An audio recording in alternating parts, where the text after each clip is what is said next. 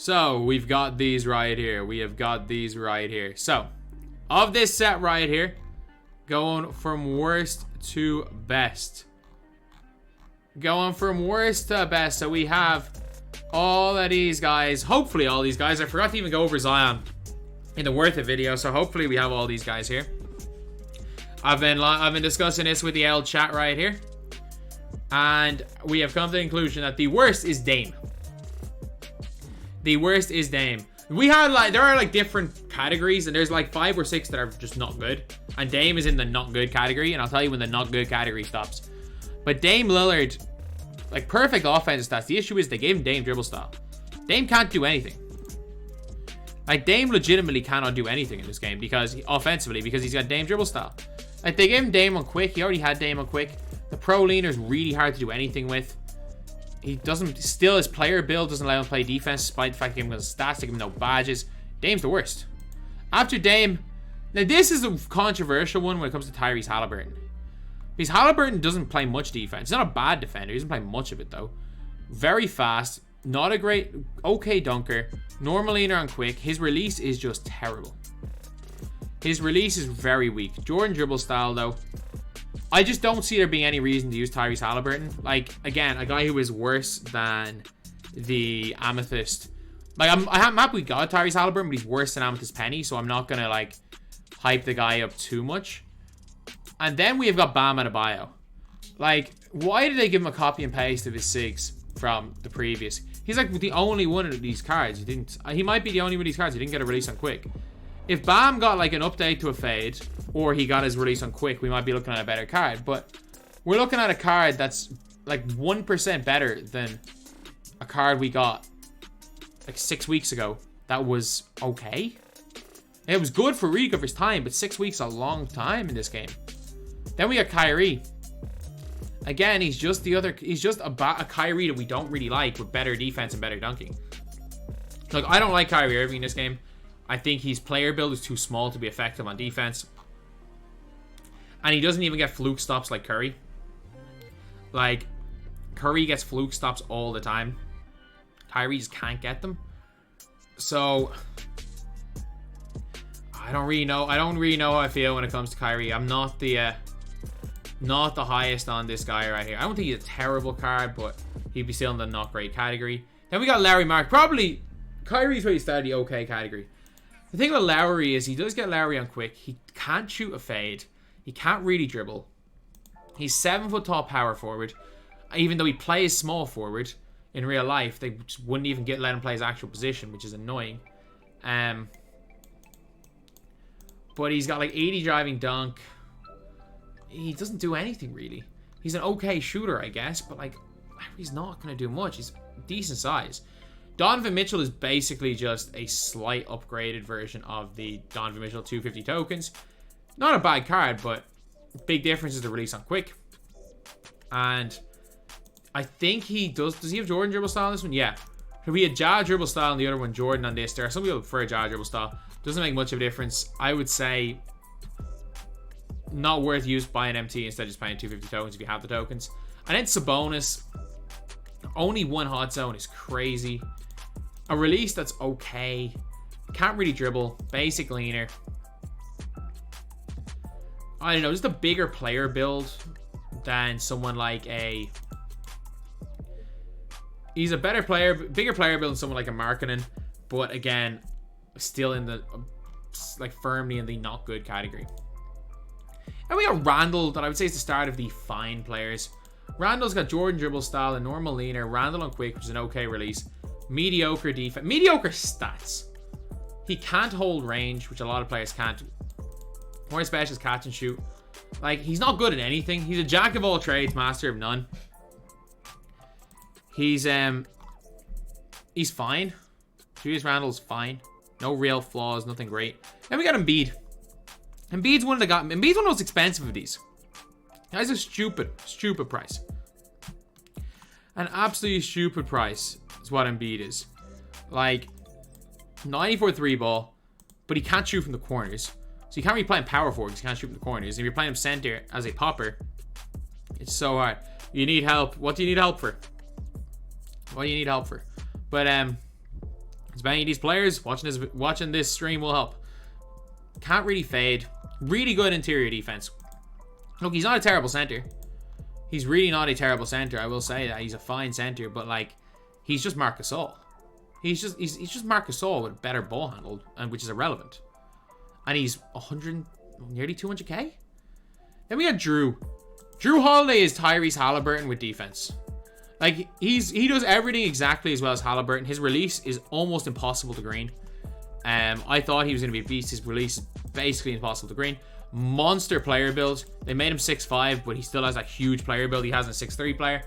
Jrue, if you're a Ty Debo that relies on your defense, he's really good. Like, if you are someone who relies on your defense to create offense, he's really good. He's completely unable to create offense for himself. He is a great cone point guard if you run through your two. After that's Luka. I mean, Luka's 6'7" with good stats, and Luka, I'm very quick. The big thing with Luka is his ability to fade. I'm very quick. Jordan dribble style. I don't see much in Luka. I just don't like the release. I really just don't like the release here. Like, he's fine. Luka's fine. But, like, he's better offensively. Jrue's way better on defense. And again, I don't really see any situation where you could use Luka. I think for certain players, Jrue's going to be very good. But I think that release is just so difficult to green. But, PG next. PG release on quick is a nice release. Normal leaner on quick. Jordan dribble style. All Paul George's dribble stigs are good. Really, really good on defense. Really good driving dunk. Good jump shooting. Good defensive badges. Basically flawless card. He is basically a flawless card. Genuinely really like the guy.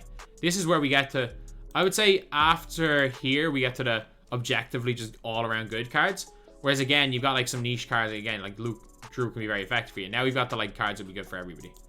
Then we have Ja. Ja basically has got 95 in everything that matters, which is wild. He's got all gold shooting badges, a bunch of playmaking. He's got clamps on defense. And I know we have this Ja here, and his defense is somewhat similar, but I probably wouldn't pay extra for the other Ja because they are similar cards. But still, this Ja is really freaking good. This Ja is really, really good. Then we got DeMar. I love this card, man. I love DeMar DeRozan. I think that release is super easy to time, super easy to green. Decent 3-ball. The issue is you can't hold range. If DeMar DeRozan could hold range, I would have DeMar DeRozan way high. Like, he would be like in that second tier. He'd be in like in a tier higher. DeMar DeRozan, good interior, great driving dunk, really good ball handling, really good movement, great size up. Just a great shooter. It's an all-around great card. He's just unbelievable. Defensively, he's fine. Like, he'll play lanes well. Just don't put him on ball. Good player build. Great card. After that, we have Zion. Now, this is a tricky one. Because Zion's obviously got the normal leaner on quick. He's got that O'Shea brisket release. Zion's upper just is cruised. Zion's upper is awful. Jordan, he's got Stevie size of Jordan dribble style. And they gave him all the SIGs. It's just the upper. The upper this year matters more than ever. Appreciate it, by the way, everyone in the stream. Appreciate it. Cheers for the raid again. Thank you. But 89 3-ball, 94 lateral, like 92 steal. His stats are really good. He's just, I don't know. I'm just, I think Zion is without question top 10 in his position. But I think after Zion, you've got all guys that are top 10 in their positions. Then you got Jaylen Brown, the most slept on of all of these cards. By far, the most slept on of all of these cards from today. Literally perfect stats. The only issue with Jaylen Brown is that you probably need to give him Unpluckable. Maybe Needle Threader, Comeback Kid. But he's got Huff Range, Huff Quick for Step, Huff Climb Breaker, Huff Anchor Challenger, Clamps Glove. One of the easiest release to green in the game. A leaner that's okay. Jordan dribble style, great defensive stance. Pro Escape is a bit iffy with the pro size up, so he's not going to be like he's not going to be your main offensive weapon, but like putting him beside someone like Steph Curry could be unbelievable. His only issue is that he's released a little bit slow and his dribbling's not great, but I love Jaylen Brown. I think he's like a poor man's Scotty, and for 60k you can't get much better. Then there's Jaren Jackson Jr. Now, this guy, I appreciate the raid, but this guy is ridiculous. Decent speed and acceleration. Good 3-ball. Normal leaner on quick. Jaren Jackson release on quick. Again, a little bit slow, but as long as you're not running your offense through him, it's fine. He's still got range, catch and shoot corner specialist, Claymore on gold, which is perfect. Which is absolutely perfect. He's got vice grip, bailout, quick first step, 10 defensive badges, Hall of Fame. Like, basically 95. He might as well have 99 every defensive stat. His shot blocking is ridiculous. His ability to play lane is ridiculous. He's not going to be your primary ball handler. He's going to play almost like a double big. You can run him at center if you want because he's 6'11". And he's a massive player build. This guy's so good. One of the best power forwards in this game. The most slept on cards in all of my team. Then we have Shai Gilgeous-Alexander. So Shai, the pro fade's not great. Shai release on quick is okay. He's got Jordan dribble style. Decent, good defense. He's got gold range. Comeback kick, clutch shooter, mini magician. Really good defense. Good playmaking. Not a great dunker. I will say, though, like, Shai is, like, as good as he is, he's, like, 160, 170k for some reason, which is nuts. Whereas this Shai is now 5k. Like, this Shai is 5k, and there is a difference. Don't get me wrong, there's a difference. Lads, there's not a... Outside of interior, but he's 6'6", so it doesn't matter that much with a long wingspan. There's not that big a difference in these cards, stats-wise. There's not that big a difference.